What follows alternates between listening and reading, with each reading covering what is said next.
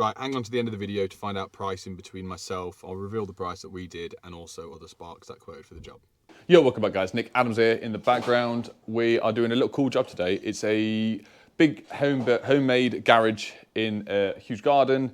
We are going to put electrics in. The customer's already supplied and put in the floor a armoured cable, 10mm 3/4 armoured, which is here. Excuse me looking like a 12-year-old this morning. I went to go and trim my face and I ended up shaving off my whole face, so now I look younger than Adam. So Adam's boss today. Paul's in the background. This is Paul's place. We've got metal clad stuff, so we're going to be running everything in twin and earth from the board up, around, dropping it down to these boards that we've put in. We've made a little start. Metal clad stuff, 20mm open grommet. Stuff's going to be clipped, brought in the back, clipped back up, all that sort of jazz. So Adam's over here leveling out. What's up, mate? Shooting a grain. What? I was just like to put that socket there and then change to this, but not drill the. Oh dear, oh dear. My plan is I'm going to get the board mounted now, then we can start feeding stuff up. We bought some new extra long Bosch bits the other day when we were in Wrexham, I think it was, in Cumbria. So they'll do nicely for going up. We're going to be clipping across this batten all the way up, down, nice and clipped, up, up, up, up.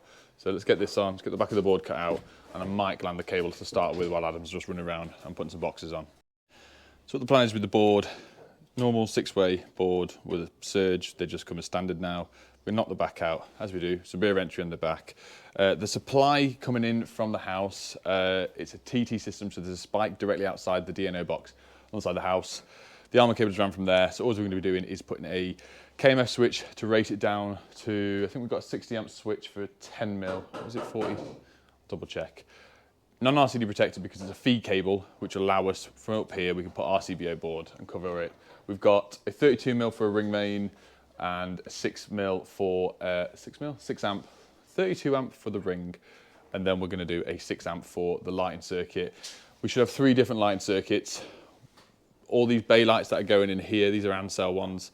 They are going to be 4 switched separately, a bay light switch separately, and then we've got 2 outside lights as well. So what we'll be doing is running a cable from the board, a mains feed across to the switch where Adam is. That'll have a feed. We'll use some ideals to connect through the neutrals at the back, and then individual switches will go to individual circuits. So we've got sort of a loop in, loop out system. Board is up, grommet strip, little hole, nice and level, 20mm up. So with this, we're going to be using the, what are these called again, Ad? Storm glands. Storm glands. How did I forget that? Storm glands with some piranha nuts. So that's going to go in there. We will loop the cable, it's going to be clipped, just leave some excess, come down, up, round to the bottom of the board. We'll get all the hard stuff done. We'll get the armour gland out. Armour gland? Armour slice out. Everything's going wrong today with my language. And then we can start drilling up and around. Adam's on the last 2 boxes. So we've got a few spur going here for an outside socket. Socket there, in and around. We'll get the ring in first. Should be fairly straightforward and easy, and then jump onto the lights. Right, so we've got on here, cut this down. We used this, which some people love, some people hate, armour slice. I think it's a great piece of kit. So what we'll have, they will sit up there, and with these sort of piranha nuts, I don't think this is an actual piranha nut, but this sort of knockoff version.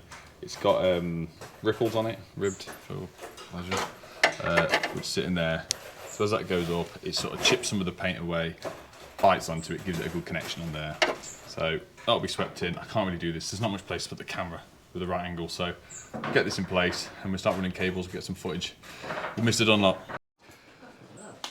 Right, lovely jubbly. We're in. It's been a while because Adam's assessor from college has been around, Dan. Shout out to Dan, what a legend. Pass Adam for me, yeah? Cheers, mate. So while they've been doing that, Adam's been doing some stuff, showing his portfolio off. We've got across, we've come down, we've clipped. It's like we said we did earlier. We've got a nice and clean run across all the tops, across the top purlin, down, up, across, shoots all the way down. We've got a socket here to wire, light here to wire in. So Paul, customer, is going around and he's fitting some brackets on all the ceilings up here. You good job, Paul. Thank you. And it just means that we can loop in, loop out to each light fitting. He's going to screw the base up like so, make our life a little bit easier. I'm pulling this through because Nick missed it. The cable went over and I twisted it under and pulled it back over, so Adam's actually having to do something. He's just had an hour sat on his bum doing nothing, so. I haven't. I've done the outside socket, bruh. That was hardly difficult, mate, for your man of your capability. So there's not much to show. We're going around clipping. We'll show a bit more when the lights go in, how we're terminating them. Same with the switches, bringing the feed over and the neutrals at the switch. And then with some outside lights as well. So, and it's cracking up to be a pretty delicious, nice day outside. Next stage, all the cables are in except for outside lighting. So Adam's just up there. We've put a floodlight on the front, a floodlight down here at the back. All our cables have ran in, across, all sweet, all delicious, all dropping down. We've also put an extra light down there, which has got a switch on by Paul just for the bench. Up, over, up, over, up, over, all running back to the board. So last little bit, run this last bit of cable in. We can make the board off. Next thing is, after that, it's going to connect down at the top end, but I'm not filming anything down there because we don't want to give away our location with stuff around. So yeah, we'll start fixing in a second. This should go on really easy. With the metal clad stuff, we will be putting some fly leads on the back boxes through to the front. We don't normally do it day to day with metal back boxes in houses.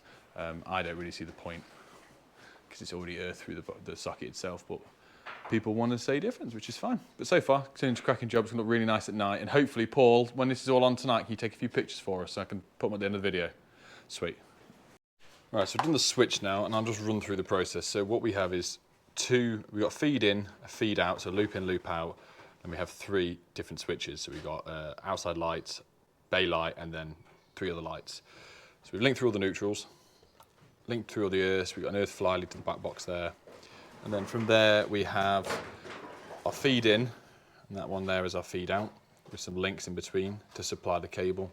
Obviously, we've already linked through neutral and earths, and then we have our 3 cables coming out for 1, 2, and 3. 1 will be this bay light up here by itself. 2 will be the triple lights here, and then 3, which we want furthest away, is the outside light, so that one sort of has to stay on permanently. So I'm going to screw these back. Adam is busy in the corner over there doing some sockets. I'm going to attempt to do the board now, and then I'm going to nip across, power up, and we can get some testing done as well. All right, ladies and gentlemen, I keep forgetting I've not got any facial hair at the moment. We're all on, we're all done, we're all happy, customers over the moon with it all, which is very nice to see. I know it's just a bit of a bitty video, but like I said earlier, we'll jump in the van. I want to have a chat about prices and pricing and quoting and whatnot, because there's a few interesting things I want to talk about. Right, we're back out. We're on the way home. We've just pulled over to go and get a little pasty, little Cornish pasty, little sausage roll for Ad. Pricing wise for that, so there was, believe it or not, there was 6 sparks that he contacted to quote this. I actually knew the guy from years and years and years ago. Long story short, lived next to my ex-girlfriend back in the day when I was sort of... This is the customer you're talking about? The customer, yeah. So he sort of knew of me, but he said randomly one day when he was on YouTube that I actually popped up, and that's how he got my number recently to come and do it. But it wasn't sort of a YouTube job. Quoted, asked 6 sparks to come round. Only 3 turned up. Only 4 so there were 7. Let's start again. There were 7 sparks contacted. Yeah. 3 never even bothered turning up or replying. Oh, yeah. 1 turned up and then left and never gave a price. And there was 3 of us that gave a price. Does that add up? Do I need to start that again? I think that's right. Anyway. Either way, there's a lot of people. There was a lot of people that we got into quote, but it's just showing that half of them literally didn't even reply. And I've had a few messages recently saying a few sparks where work's drying up, they're struggling to get jobs in, or they're waiting for the next customer to call. And the jobs are out there, but I know sparks and I know tradesmen are renowned. I've been there and done it before, where you get that many phone calls, you either can't keep on top, or you think, I'll do it tomorrow, I'll do it tomorrow, I'll do it tomorrow. Don't do it today. Write it on the back of your hand, write it on your phone, write it in your notepad. Someone's contacted you, message them back straight away, first point of contact. I've received your text, I've read it. These are the dates I can come round, or when's best for you. Get it out there. But what interested me quite a lot from speaking to the customer is the price difference between it. There was a guy that I think was a very similar price to myself, very similar, but said it would take a couple of days. Mm-hmm. There was another guy who it was him and there was another person that worked for him, and they quoted double what I did, and they said it would take them 4 days to do what we did. We've done it in an entire day. And stood around for 2 hours. And stood around talking in between Adam's college assessor coming and speaking to the customer. So the job I put in for, so it was supplying a fuse board, 3 RCBOs, the twin and earth for today for the ring main and obviously the lighting circuit. The customer supplied all the lights. I supplied 5 metal clad double sockets, a metal clad 3-gang switch, and a metal clad fuse switch spur. And a light switch and a light pattress. Yeah, and two outside 20-watt LED floodlights with PIRs. My price was pretty much it was just over 1,400 quid including VAT. I'm happy with that. We've made a good day's wage. I'm in there to make a living, not a killing, as I would like to say to a lot of people. The other guys that I quoted, I think, were either didn't want the job or were trying their luck, or they just charged way too high a price for around our area. Jordan, if he was to quote something like that, maybe he would have done the higher price or maybe more. But for his area in Cambridge, that probably would have been acceptable. Around here, absolutely not.